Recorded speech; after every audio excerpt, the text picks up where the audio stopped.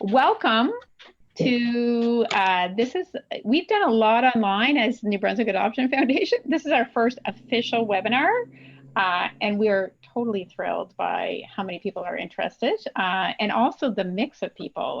Certainly lots of adoptive parents, but we have some youth who are participating, which is wonderful to have part of this, and also a number of people from social development, a number of people who work with children and youth in education, healthcare, different avenues, and then maybe some people, and we're just glad to have you engage with us. So thank you very much to be part of this. Just going to add a new person. So just as a FYI, we are recording this. So what will happen is the reason for that is we wanted to be able to share it with people after, because it is a 3-hour webinar. So certainly, if you need to take a little break and you need to run out and have a bio break, feel free to do that, because it will be you'll be able to catch up. And then also, but we also want to let you know that the way we are streaming it, though, it's just that Danielle and my names will be the only ones that show up. Speaking of that, I do want to say, just because we are new at this whole technical thing, I did send a link to some people, and for some reason my name came up as identified as you. So if you know how to change your identifier to your actual name, feel free, but no pressure. There could just be many Suzanne Kingstons that are here. And I do want to talk a little bit about what we're doing for Adoption Month. We've got a lot going on this week, and we're really pleased to have this webinar this week on trauma-informed parenting and approaches. And along with that, we're having a support group on Thursday night for adoptive parents, or if you're a foster parent, you're welcome, or if you're waiting to adopt. So really for the caregiver parent group. But I'll talk a little bit about that later in the evening. But first, I want to just quickly introduce Danielle Marcoux, who I met Danielle when she was pre-adoptive, way back when, many years ago. And it's been great to be on this journey with her. She's now an adoptive parent, and very much understands this topic very well, from a professional perspective as well as a personal perspective. And we connected this summer, and she said, I'd love to do something around this topic. And the timing was perfect, because I think it was something we were becoming more aware of as an organization. And so we thought, we weren't sure we were going to do it online, but it all worked out. And tonight's the night. So thank you so much, Danielle. And maybe I'll just let you explain things from here. Sure. Sounds good. Thank you, Suzanne. So I'm Danielle Marcoux. My internet connection is usually pretty good, but today it froze. So it's possible if I suddenly freeze, it's usually a 5-10 second thing. Don't panic. Keep listening and I'll pick up again. But I actually did freeze midway in what Suzanne was saying, so I'm not sure what she mentioned already. But basically today we're going to talk about making sense of trauma. A few housekeeping things. Suzanne is here kind of as my second hand, my moderator, I guess. I'm hoping to be able to answer some questions as well. So the way we're going to work is my presentation is in sections. So every time I finish a little section, I'm going to check if there's any questions. So if you have questions, I just ask that you write them down in the chat. If you don't know how to open your chat, it's usually at the bottom of your screen. Click on it and it should pop up, and just ask your question in there, and I'll go through the questions after each little section. We're recording. I think Suzanne did mention that, so it'll be available at other times. And everybody's on mute, video off, just to make things easier. And it might be easier as well if you put your instead of gallery view, put on speaker view so that you'll have, I guess, a bigger video of me, which might not be necessary, but whatever. So about me, I am a mental health nurse, and I'm also an adoptive mom. A bit of my background, I've been working with children and youth for probably the last 10 years or so. Right now, I work as clinical coordinator for the child and youth team, which is several teams. We offer mental health services for children and youth. And I work in the Moncton area. And yeah, that's me. And I'm also an adoptive mom. So we'll just get right into it right now. So this presentation, the basis of it is based on a webinar that was created by New Directions for Children in Winnipeg. The basis is essentially that, plus I've done several workshops on trauma, and it's also kind of one of my passions. So I built this presentation for schools that I work with. And so I decided to offer it to Suzanne this summer because I think it's really important information. It's not an official certification or anything like that. I'm not a therapist. I do work with kids in mental health, and so I'm a nurse, but just to make sure we're all on the same page with that. So a few things that would be good to know. Everything we're talking about today can be applied even if a child or a person doesn't have trauma. So you're never going to be in the wrong if you take a trauma-informed approach with someone and they don't have any trauma. That's okay. You're not going to do any damage or anything like that. I also want to say that you don't need to know what the person's trauma was. It's not relevant to the way you intervene with them or interact with them. That's fine. So those few things are important. And we're probably going to be talking about stuff that can be kind of heavy. So if you need a break, don't hesitate, take it. And so it's important to, take care of yourself too. So this will be recorded. You'll be able to access it at another time. And I know some of you are parents and it's an awkward time of night, 6 o'clock, but there's a lot of information to share. So we wanted to make sure to have a good time, enough time to go through everything. So I really appreciate everybody being here early in the evening. I know it's an awkward time for parents. So yeah, let's go.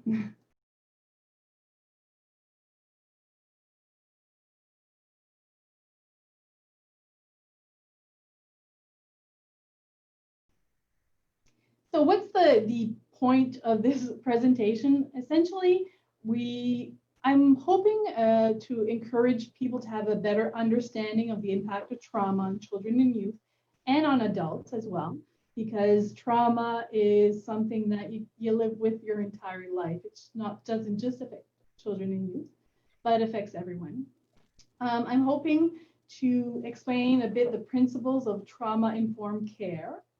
As well, we're going to talk about the nervous system and the brain, and I promise it won't be too boring. It won't be like a biology class. We'll go through it a bit. And finally, we're going to talk about fight, flight, and freeze, which is a survival response, and to kind of better understand what it is. So what I'm hoping you get out of this is to create an awareness about certain behaviors that children might have, and even some adults, and to be more aware of it, to understand it and understand where it comes from. We're also going to look at a few ways to help you out as well, tools. So what does it mean to be trauma informed? Essentially, it's kind of switching the way you think about people, about others, about children. It's a shift from what is wrong with you to what has happened to you. It's also important to understand what fight, flight, and freeze is. We're going to talk about it in a bit. And to recognize that trauma is pervasive. It impacts an individual, but it impacts an individual for for their whole life. There's definitely ways to deal with it, but it's important to understand the impact trauma has throughout someone's life. So being trauma informed it means safety. It means creating safety. It's more than just saying you're safe here. It's really creating a model of safety. It's ensuring that everybody feels empowered, has a voice, choice. It's having a sense of transparency and collaboration. And it's also being culturally and historically aware of gender issues, racial issues. That all comes into it as well. All right, so we're going to talk about 3 key concepts that are going to come up throughout the next 3 hours. I'm French. I talk a lot with my hands. I apologize. I'm going to try not to, but it's stronger than me. So 3 key concepts that are going to come up. First one is the survival response. Now, the survival response is a biological response that is in our brain and has been in our brain for the last thousands of years. It is the reaction that we have to danger. And when we were cavemen and cavewomen, it was essential for our survival. It's the reaction you have when your brain senses a danger and does everything you can to protect yourself. So when we were cave people, way back when, it was extremely essential, because if you were going out simply to hunt or to gather, or just getting out of your tribe, it was super dangerous, because you could be confronted with a saber-toothed tiger or whatever kind of other dangerous animal. So the survival response is an automatic response that your brain has, and the reaction you would have would be either fight, flight, or freeze. A lot of people are familiar with the fight or flight concept. Freeze is a bit less known, but there are 3 possible reactions. So what does that mean? Your brain sees something that's dangerous, and in a fraction of a second, it will decide if you should fight the animal for your survival, if you're going to flight, which is run away from the danger, or freeze, which is even more primal. It's like freezing, you can't move. Or when you think of an animal who kind of plays dead, it's a freeze reaction as well. I forget what I was going to say. So survival response, it's automatic. And on a biological level, it really prepares you to actually fight or to flight, to run away. In a survival response, your heart's going to beat faster, because your blood's going to pump more to your muscles. You're going to breathe faster, because you need to oxygenate, I think that's the word, oxygenate your muscles in order to fight this animal, right? Or run away. So in those 2 reactions, you feel your heart beating faster, you breathe faster, and your brain is automatically going to redirect blood flow to more vital areas, such as your muscles, and away from other less vital areas in the moment of fighting for your life, like your digestive system. So when people who have anxiety, for instance, sometimes they do have that, it's almost like a fight or flight reaction. Their heart is beating faster, they breathe faster, and sometimes we hear people will say, oh, I have my stomach hurts. Well, that's a real actual reaction, because the blood flow has been redirected to other areas of your body.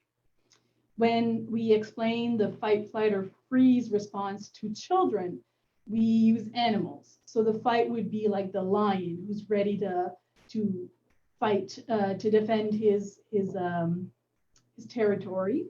The flight is kind of like the rabbit who runs away from the danger. Now, freeze is a kind of on the other side of the spectrum. Biologically, it will actually reduce your heart rate, reduce your breathing. So when we were way back when we were animals or apes or whatever, we could actually pretend like we were dead. So your body actually acts like it is, not you're not alive anymore, so that the predator thinks that you're not a threat and walks away. So there actually is a biological response of being, of not interacting anymore.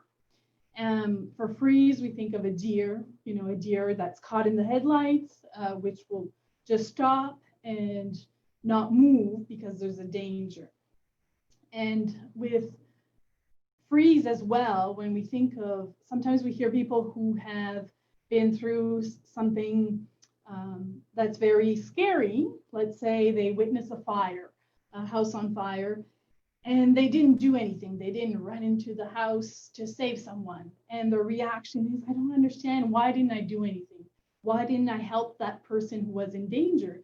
Well, their brain was protecting them in that moment. They had a freeze reaction, which is completely appropriate when they're in danger. Their body was protecting them. So there can be some guilt, I guess, associated with the fight, flight, or freeze reaction, because people don't understand why they're reacting this way. But it's an automatic reaction. It is as basic as breathing, as your heartbeat. It's completely automatic. So those two concepts we're going to talk about a lot. And the last concept is self-regulation or co-regulation. So what does that mean? Regulation is the capacity to calm yourself. And it's more than just calm your emotions. It's about calming the energy in your body. So when you think about fight, flight, or freeze, your body has a reaction. Your heartbeat is going to increase. And to be able to regulate that heartbeat, regulate that energy, is called self-regulation. With young children, especially under the age of 5, or with kids who have experienced trauma, they can't always self-regulate. So that's where co-regulation comes in. And that's the capacity to help someone regulate their energy, their emotions. Okay. So this right here, I think I have a little pointer here. So this right here is what I would call the decision road, okay? So anytime that you have any kind of stimulus, any kind of anything really, your brain makes decisions constantly based on what's going on around them. So what we do automatically without even thinking about it, we observe the situation, we input the information, we interpret what's going on, process the information, evaluate our options, plan, and then react. So that happens 100 times a day, even more, that you take this road and go through it. Okay? Now, sometimes we get a little roadblock here when there's a danger. And when that happens, we take a little shortcut. This is supposed to be a road. This is my creative way of creating a road here. So we take a shortcut. Our brain takes a shortcut. And when that happens, I don't know if you can see, but there's some grayed out areas because these processes are no longer online. So instead of doing the whole road, our brain will observe, interpret, take the shortcut of fight, flight, or freeze, and react. So I'll give you a few examples. Let's say that I come home and my husband is preparing supper, and as I walk in, he says to me, did you pick up cheese? Did you pick up the cheese? That's all he says. So In a normal moment, I'll observe that he's making pizza, and I remember that he texted me he needed cheese for the pizza. I interpret the information, process it, evaluate my options. Am I going to tell him, you keep making the pizza, I'm going to go to the store? Or do I say, well, let's have pizza without cheese, which I would never do, but I plan, I make a decision, and I react, right? So that's our normal route we take. Now, let's say in another scenario, I come home and instead of finding my husband making pizza, I find him in the kitchen and the kitchen is on fire. Well, my brain is automatically going to observe fire, danger, interpret, and quickly react, whether it's fight, flight, or freeze. Maybe I'm going to decide that I'm going to try to fight the fire and save my husband. Maybe I'm going to decide to just run away because I'm too scared and I'm just going to leave him there in the fire and I'm going to run away. Or maybe I am so scared that I'm just going to freeze and not be able to do anything. So that's what we call the survival response, that shortcut we take. Now, with people who have experienced trauma, especially developmental trauma in the early years, this becomes their default road. So they will take this road even when there's not a danger, even when there's a perceived danger.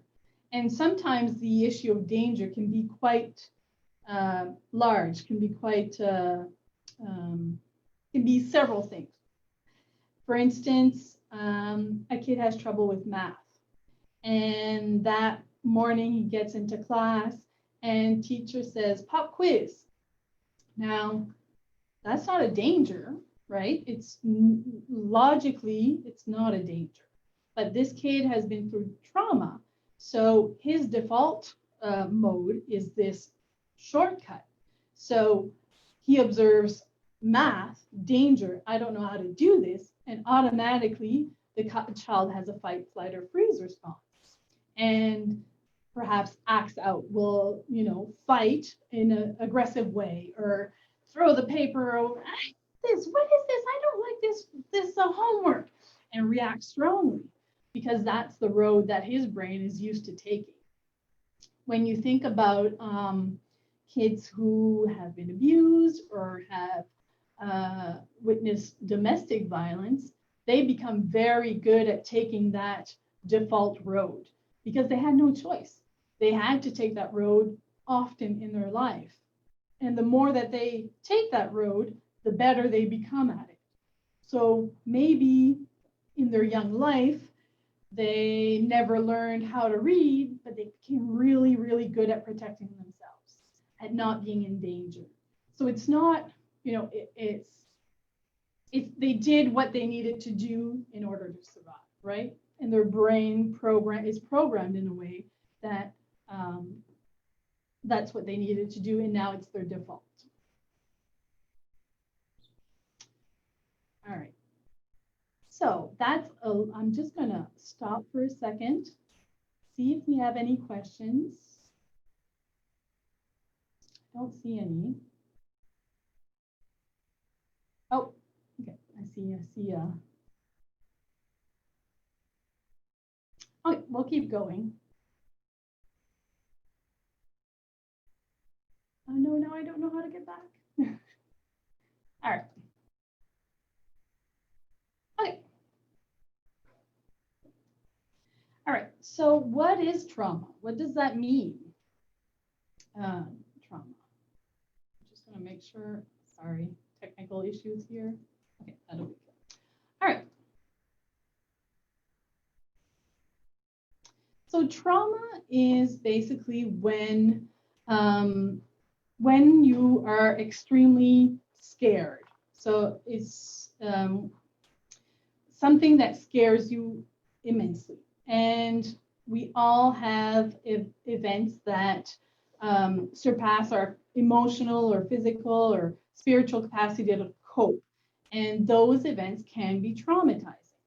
What's common with something that's traumatizing, it It's often sudden. There's a loss of control and a loss of connection with others. So an intense fear, helplessness, loss of control, and threat of death is something that can be traumatizing. Now, it's important to point out that it can be something that is an actual danger or a perceived danger can have the same type of traumatizing effect. And traumatizing events, or traumatic events kind of are part of life. We will all have experienced something that scared us immensely. That's possible. It doesn't mean that it all becomes a trauma. Sorry, I'm translating in my brain here. So it's important to know that sometimes it can become traumatizing, sometimes it doesn't. And we'll get into that a little bit later of what makes something traumatizing and what doesn't. So there's different types of trauma. There are acute trauma, which could be a car accident, sexual assault, a shooting, a natural disaster, for instance. And it's usually a one-time event, right? One thing that happens. So that would be acute type of trauma.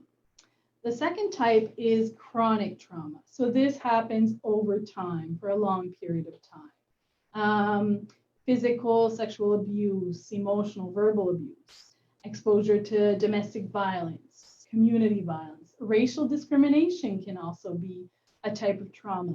Poverty can be a type of trauma as well. Now, the third type is what we call acts of omission. And that's a little bit harder to explain. It's usually physical, emotional neglect, which isn't as obvious as abuse, right? Abuse is kind of a child arrives and they have a big bruise on them. It's more obvious, but neglect is it's harder to identify and can often last longer before it's noticed. Another type of act of omission could be multiple attachment or placement disruptions, children who are in care, who go from one foster home to the other, or are with their biological family in foster care and biological family in foster care. That can be traumatic for them as well. A chaotic early environment can also be traumatizing, and impaired caregiving. I like to come from a place where all parents desire to do what's best for their child. But unfortunately, some parents just don't have the capacity to do it. They may be struggling with mental health disorder or addiction, or never learn how to make that attachment, that connection. And by no desire, they don't have the desire to hurt their child. They just don't have the tools or don't know how. But that can act as a trauma. So I'm just going to share a little video with you it's called Brain Builders. And it kind of explains to you how the brain develops and how trauma or extreme toxic stress can have an effect on someone's brain.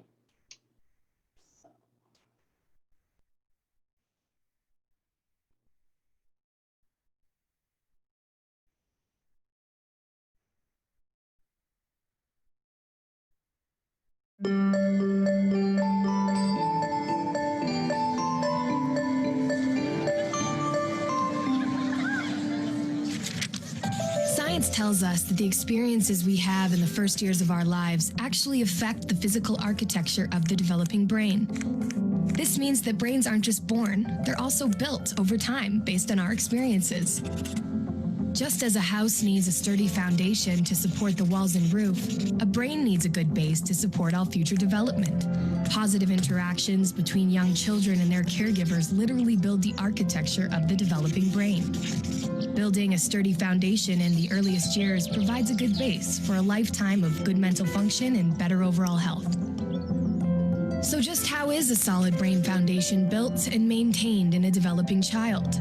One way is through what brain experts call serve and return interactions. Imagine a tennis match between a caregiver and a child, but instead of hitting a ball back and forth across a net, various forms of communication pass between the two. From eye contact to touch, from singing to simple games like peekaboo. These interactions, repeated throughout a young person's developing years, are the bricks that build a healthy foundation for all future development. But another kind of childhood experience shapes brain development too, and that's stress. Good kinds of stress, like meeting new people or studying for a test, are healthy for development because they prepare kids to cope with future challenges. Another kind of stress, called toxic stress, is bad for brain development. If a child is exposed to serious ongoing hardships like abuse and neglect, and he has no other caregiver in his life to provide support, the basic structures of his developing brain may be damaged. Without a sturdy foundation to properly support future development, he is at risk for a lifetime of health problems, development issues, even addiction. It's possible to fix some of the damage of toxic stress later on, but it's easier, more effective, and less expensive to build solid brain architecture in the first place. One of the things that sturdy brain architecture supports is the development of basic emotional and social skills, an important group of skills which scientists call executive function and self-regulation can be thought of like air traffic control in the child's mental airspace. Think of a young child's brain as the control tower at a busy airport. All those planes landing and taking off and all of the support systems on the ground simultaneously demand the controller's attention to avoid a crash. It's the same with a young child learning to pay attention, plan ahead and remember, and follow lots of rules.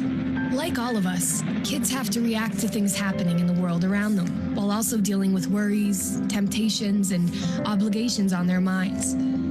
As these demands for attention pile up, air traffic control helps a child regulate the flow of information, prioritize tasks, and above all, find ways to manage stress and avoid mental collisions along the way. Having this ability is a necessity for positive and level mental health.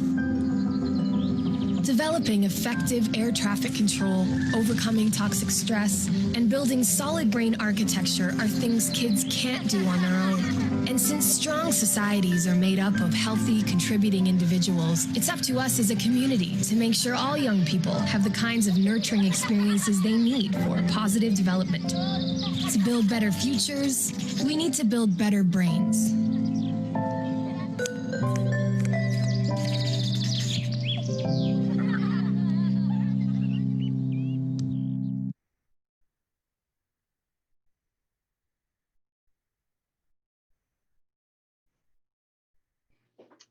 All right.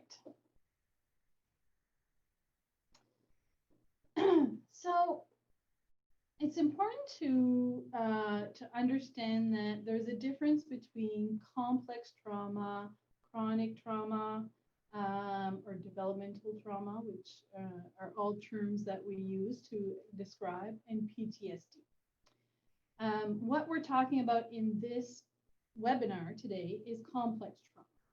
And the difference is that complex trauma is a result of exposure to a severe stressor that is repetitive and prolonged, that involves the caregiving system and occurs at a developmentally vulnerable time in the victim's life. So it's usually, we talk about 0 to 5 years old being a crucial time for brain development, and where complex trauma is often developed. Now, I don't know if it's important for you guys, but complex trauma is not an actual diagnosis right now in the DSM, but there's requests for it to become an official diagnosis. There's research going on with that as well. And the result of complex trauma, it involves changes in the mind, emotions, body, and relationships. So a child or an adult will become emotionally dysregulated, have challenges in relationships, and everything else that we're going to talk about. Now, with PTSD, it's possible to have a PTSD and complex trauma. One doesn't stop the other one from existing, I guess. But with post-traumatic stress disorder, which is what we often think about when we talk about trauma, it usually happens in someone who's over 5 years old, and it's triggered by a terrifying event that can be over several times or can be one incident. And the difference in symptoms is where the major difference occurs. Symptoms include flashbacks, nightmare, anxiety, uncontrollable thoughts about the event. So when we think about children who have experienced trauma, we tend to assume that they have triggers, and the triggers remind them of the trauma they had. But that's not necessarily the case. The trigger is when they perceive danger. And sometimes they perceive danger when there's not really a danger. So that's kind of the difference. PTSD, like I said, is often developed after the age of 5. And complex trauma is especially that 0 to 5 critical age for brain development. So talking about diagnosis, in the work that I do, we often have professionals or parents who ask, if I had a diagnosis, if I knew what his disorder was or her disorder was, I could help them more. But unfortunately with trauma, there's not really a diagnosis. We can't pinpoint to one thing. If we had to, it would be a derailed life disorder, because it does have an effect on their child's and adult's life throughout their life. And we can't necessarily, there's no treatment plan for a derailed life disorder.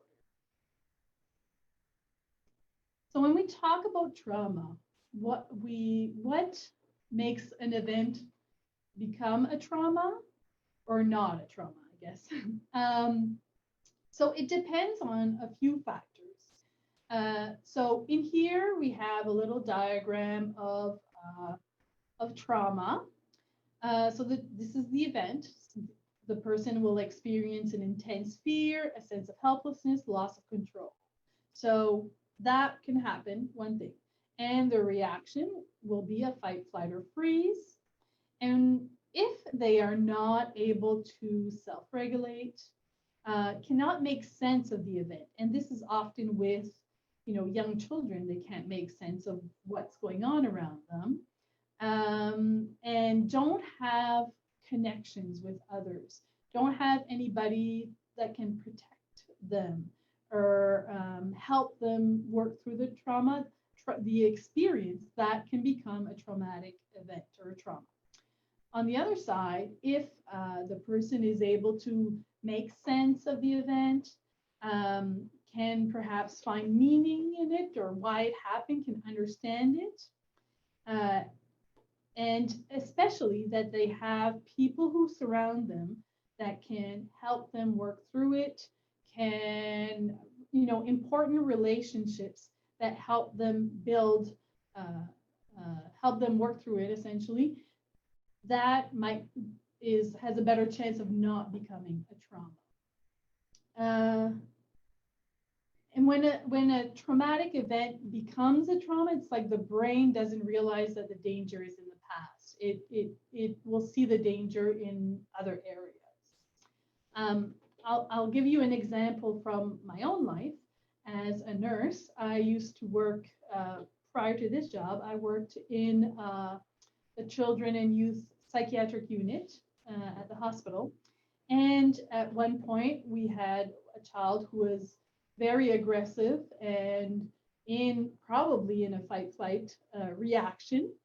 And he punched me several times in the face. And of course, I don't know what my reaction was. I don't think I had a fight, flight, or freeze necessarily. I just kind of, maybe freeze a little bit. And obviously that was a very scary event. Teenagers are big and they can be scary sometimes. And for, several weeks after that event, anytime one of the kids would scream or I would hear banging, I would get that same feeling of my heart would beat faster and I'd breathe faster because I would remember that event. I would think it would happen again. And that's normal, that 6 to 8 weeks after something that's very scary, you're going to feel that. That's completely normal. But if it lasts longer than that, if you can't get past it, if you don't have people surrounding you that can help you, and if we're not necessarily talking therapists, but connection, meaningful relationships. I had people around me who I could talk to about it, who could reassure me that I was safe, coworkers, that sort of thing. Then it didn't become a trauma for me because I was able to get past it because of having strong relationships around me, understand the event of what happened, see where things could be different so it doesn't happen again. So that's just an example of how something could have become a trauma and it didn't. So when a child or adult has unresolved trauma, what happens? Well, they feel unsafe, and they feel unsafe all the time. And often kids or adults, they don't understand that they feel unsafe. They just feel dysregulated all the time. They don't necessarily make sense of how they're feeling. Often they feel disconnected from their self, family, from other relationships. They're unable to regulate their mood, emotions, or behaviors. They really live in that fight, flight, or freeze response. They're always, their brain is always scanning for danger, what we call hypervigilant. They're kind of always on guard. They feel helpless as well, a loss of choice or voice. And just to return to that, well, the survival response is something that's automatic. People don't have control over that situation. And I'm just going to show you a little visual. I think I should stop sharing. Just one second. So we're going to pretend that this glass, I'm going to have to lift it up. Okay. So this glass is like your nervous system. Okay. And every time that you have little stressors in your life, it's like you fill up your glass. I'm realizing I have to bring it up really high, but okay. So you fill up your glass a little bit, right? So you get to work one day and you find out that your boss is in a bad mood. Okay, your glass is filled up a little bit more. You get into a fight with a friend. Let's say glass is filled up a little more. You have a major deadline. Okay, glass is filled up a little more. So every time you have stressors, you have more water in your glass, right? Now, hopefully you guys can see. With this glass, not too full, right? And I can walk around and without spilling a drop, right? But with kids who have experienced trauma, their glass, even before they wake up in the morning, it's probably about here. So this is where they are. This is their baseline. So they get to school, and on the bus, someone's been pulling on their jacket, and it's really annoying. So more water in here. And then they get to class, and their shoes aren't at the same place as usual, and they have to look for them. And that's a stressor for kids, right? And so they have more water in here. And then something else happens. Probably didn't start with enough water. And then the teacher says, okay, now we're going to do this. And suddenly they're really at the top of their glass. And they're walking around, you can see this, but with their glasses full. And they're just walking around with this, trying not to spill a drop because they're constantly trying to regulate, but their glass when they started out was completely full. So that's kind of what we have to remember when a child has experienced trauma. They're going to start off their day with their glass already full. So it doesn't take as much liquid or events or stressors to dysregulate them. So the way we deal with this is it can be influenced by trauma, obviously, but it's also influenced by genetics. Some people are just automatically genetically predisposed to being more stressed, or having a little bit more anxiety. It can also be influenced by your perception of what's going on. Let's say, for instance, you work your whole day, you're going home at night, and it's just been a really stressful day. It's been busy, you're tired, you just want to get home as soon as possible. And on your way home, your partner sends you a text and says, "Oh, by the way, we don't have anything prepared for supper. Can you go to the grocery store and pick up something for supper?" So you're tired. You go, "Okay, I'll go to the grocery store." You pick up your stuff and you're in line to pay. Now at the cash, there's a long lineup, and you just want to be home. Everything is kind of stressing you out, and the cashier is scanning items, and she's on her phone at the same time, and it's taking forever, right? And it's just really pissing you off. It's just your stress level is overflowing, right?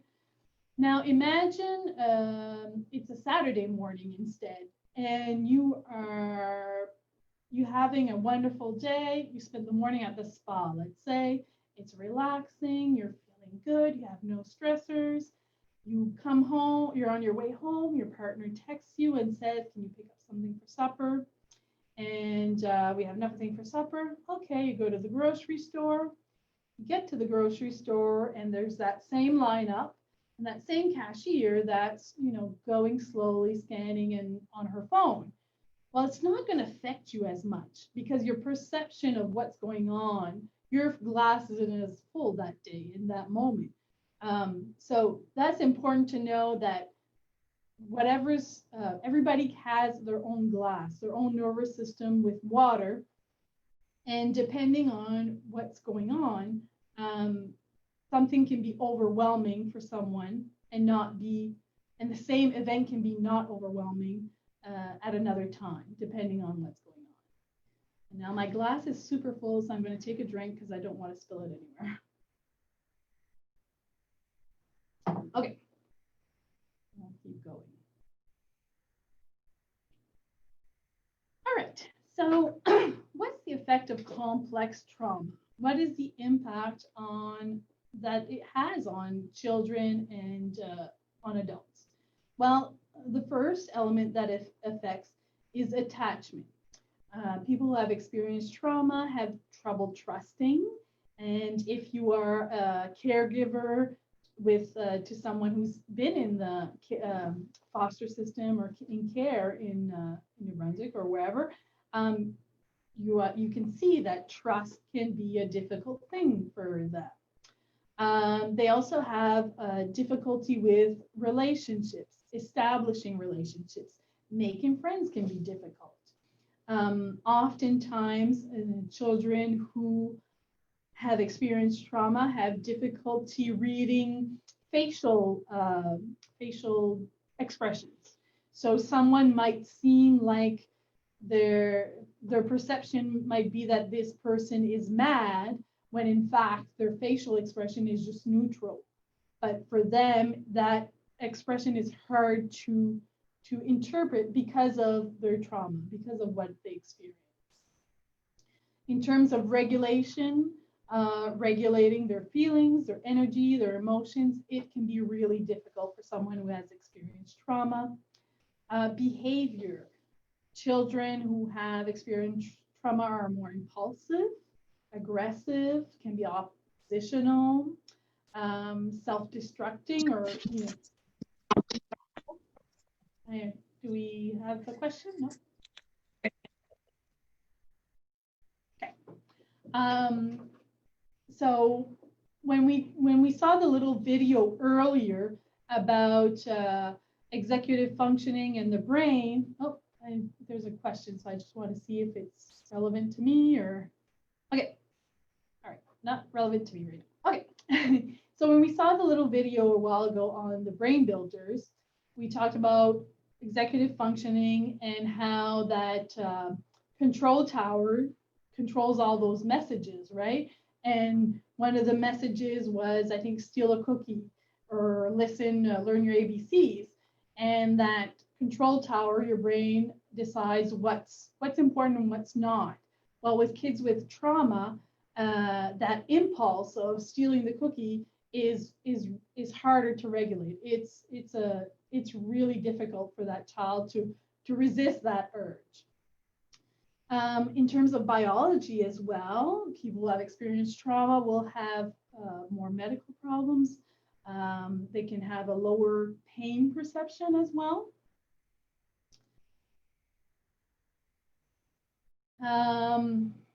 In terms of dissociation, they can have impaired memory, alterations in consciousness. I'll explain that a bit later too.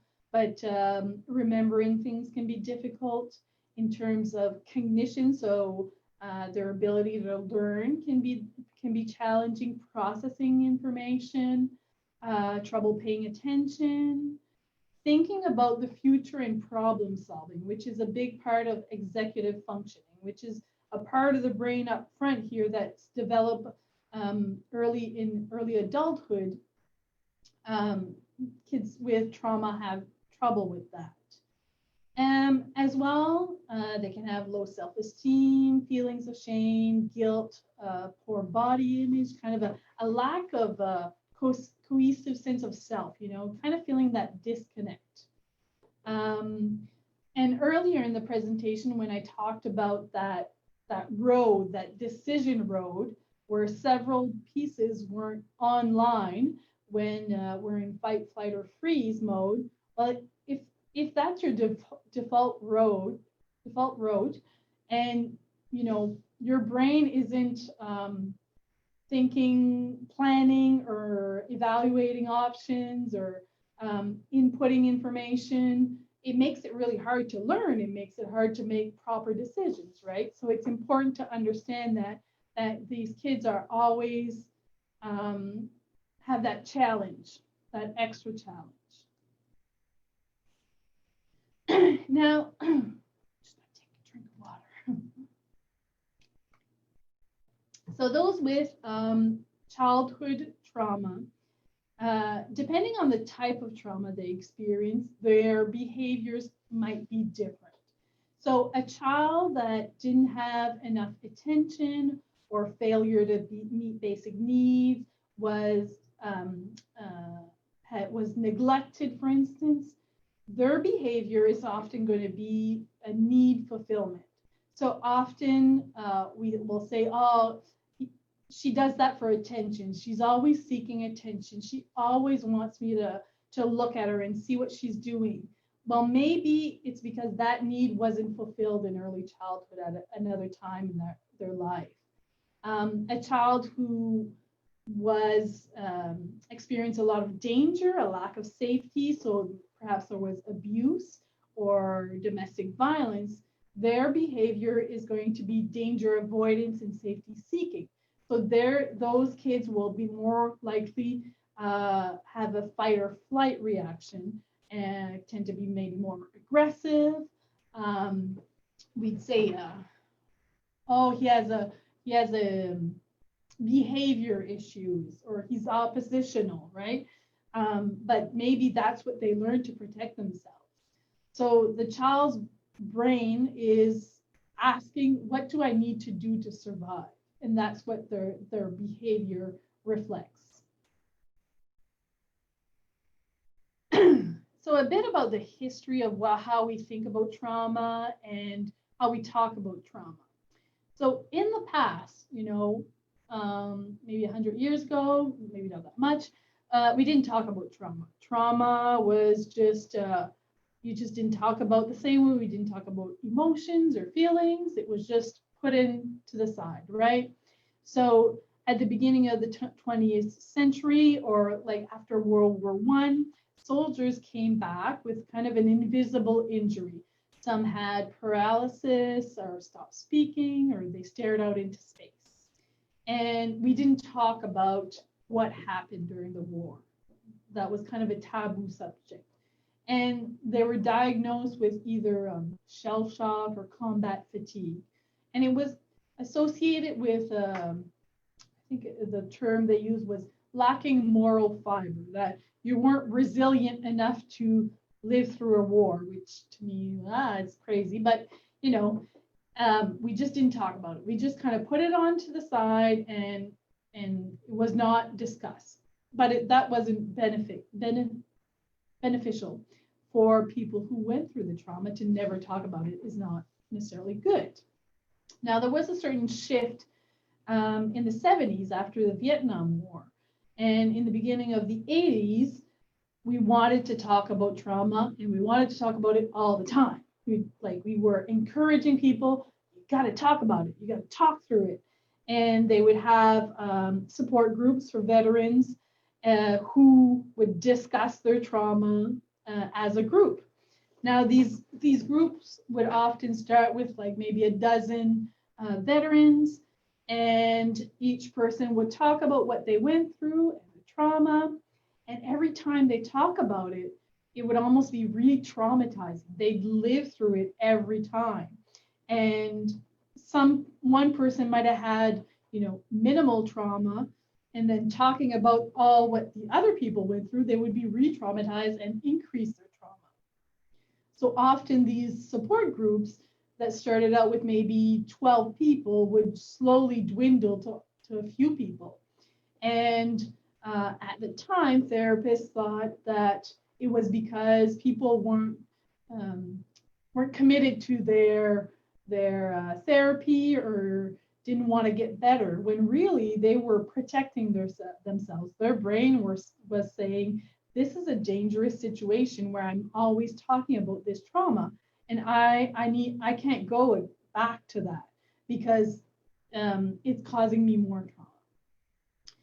So now we're kind of balanced out in the way we see it. We realize that it's important to talk about trauma, but it's important to talk about it in small doses and when the person is ready to talk about it. It's not something that should be forced upon the person, and it's not something that it's a long-term therapy to work through trauma. And it's usually, with a therapist who is knowledgeable in it. It is, the trauma is explored in short bursts in an environment that's regulating with a therapist or someone who's calm and maintains that calm and can really accompany the person through it. So now we focus on the importance of how we tell our stories in order to make meaning of our lives. And I just have an example here, another little video. So I'm going to stop sharing this. So imagine that this pop bottle is trauma. Okay, so this is a bottle full of trauma. And in the past, so a long time ago, we used to not talk about trauma. So when the event was traumatizing, we kind of shake it up, and then we just put it aside and not talk about it at all, right? Well, the pressure is still there, right? The pressure is not released at all. It's still there. It still exists. And then back in the 70s, 80s, we would talk about trauma, shake it up, shake up that trauma, talk about it. And then what would happen, I'm not going to do it here because then we wouldn't have a webinar anymore. I'd ruin all my computer. If we opened it up, you'd have trauma everywhere, right? So now we realize that there are ways to release that pressure without making a big traumatic mess. And that would be to, God, I hope this works, but open it up in small bursts and close it up. Open it up a bit and close it up so that that pressure decreases. I think it's important to understand that, especially if you have a child who's been through trauma. If that child's not ready to talk about it, that's okay. They'll, one day they might be ready, and maybe they don't need to talk about it. Sometimes we'll get in the work that I do, parents who, let's say, have been through a divorce, and they are insisting that their child sees a therapist because, well, it must be traumatizing for them. We've divorced and they need to talk about it. Well, maybe they're okay with it. Maybe they're dealing with everything, and forcing them to do therapy might be more traumatizing, might create more anxiety to talk about all this stress that's in the past that is no longer part of their stressors, I guess.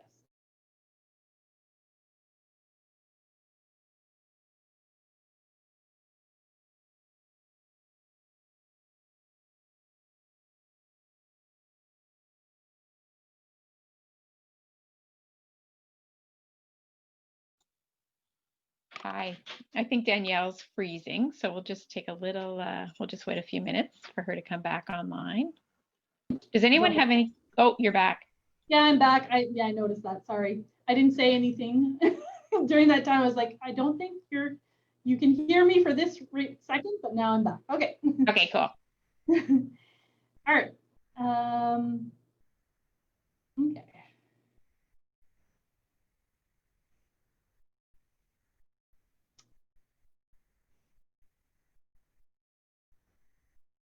Okay. So making sense of trauma. I said it before, but trauma is a response of the nervous system. That's where it exists, in your nervous system. What can be traumatic for one child or youth may not be traumatic for another. And trauma is impacted by the frequency of the traumatic event, the severity, as well as the developmental stage. So at what age, how old was the child when the trauma occurred? So I'll give you an example. Let's say we have a large conference room with about 50 people, 50 adults in the conference room. And in this conference room, half the people in that room think that Donald Trump is the best president that ever existed. So 25 people in that room think he, wonderful, are upset that he will no longer be president. Now, the other 25, the other half, think that Donald Trump was a horrible president and is glad that he's on his way out. So as you can imagine, these adults are extremely passionate about that discussion.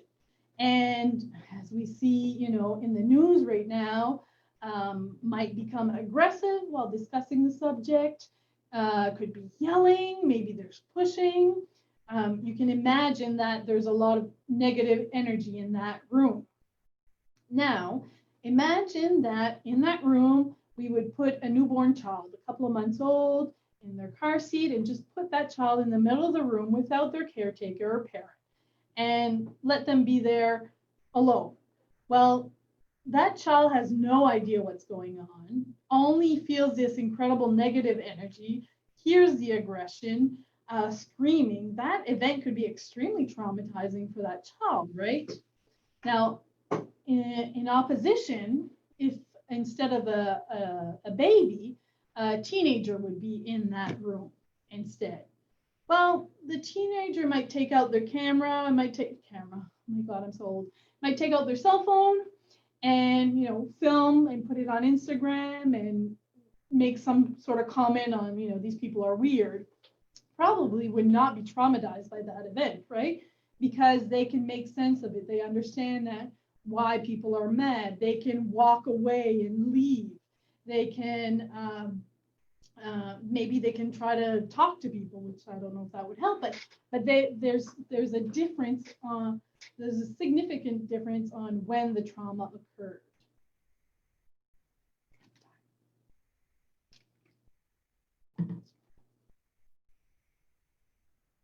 So trauma impacts the child who's been through trauma, but it also has an impact on everybody around that child, even the people who did not live through the trauma. It has an impact on families, on professionals, on the system, and the youth. So a child who has experienced trauma will often feel unsafe, angry or aggressive, maybe hopeless, overwhelmed, confused, sadness, or depressed.